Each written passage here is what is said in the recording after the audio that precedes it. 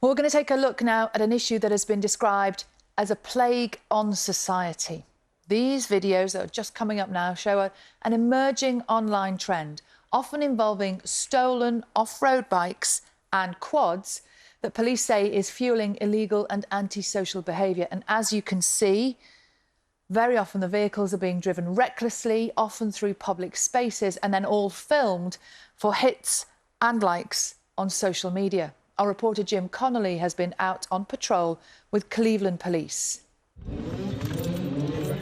Up and down the country, communities are being terrorised by gangs on illegal off-road bikes and quads. And the police are warning an emerging new trend on social media is fueling the problem.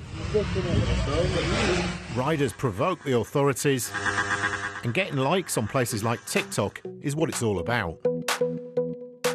TikTok told us it doesn't allow videos that promote breaking the law, and it removes those that do. The company says this is an issue across social media. Last year, across the UK, nearly 24,000 bikes were stolen.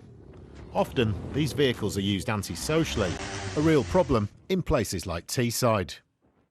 One thing high on senior officers' minds are self-styled dingers. The misery they cause to our communities. They steal bikes to ride in an antisocial, illegal and dangerous way, often with showing off on social media in mind.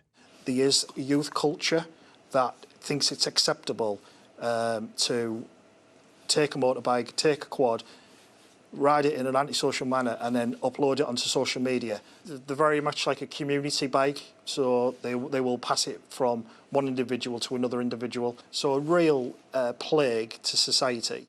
Yeah, this car park in the field here. Chris says his family's dream of a quiet life has been destroyed by off-road bikes, cars and antisocial behaviour. You can see anything from 8 to 15 on a bad night. They all congregate in there, making as much noise as possible and causing as much trouble as possible. It scares my daughter because she has autism. We wanted the lovely, peaceful life. We wanted to wake up in the morning and look out the window and see the field and the Albert Park and everything else, and I think we just keep the blinds shut now. We're at our tether with it all. It's like hell living around here. What's next? What's your next move? This is our dream home. This is our first ever home we bought. We're looking at, we're never going to get peace. We're going to have to move. We might have to put this up for sale. Are you free to attend the job you've got on in relation to that vehicle? Cleveland Police insist antisocial behaviour is a priority. We've been invited along to see what they're doing about it. I think he's got a few old lines up there. Quad bikes tend to be used to commit crime in our area a lot, and they'll target addresses of rival gangs and cause damage. It's generally over drugs. There are plenty of signs of dinger-related crime as we drive about, from burnt-out bikes to broken fences. But it was looking like a quiet night until we saw a quad bike bombing down the pavement straight towards us. There he is there, to the right, isn't it? But he swerved down a side road when he saw us coming. So we've just seen a quad bike coming in the other direction. What are we looking for, Chris?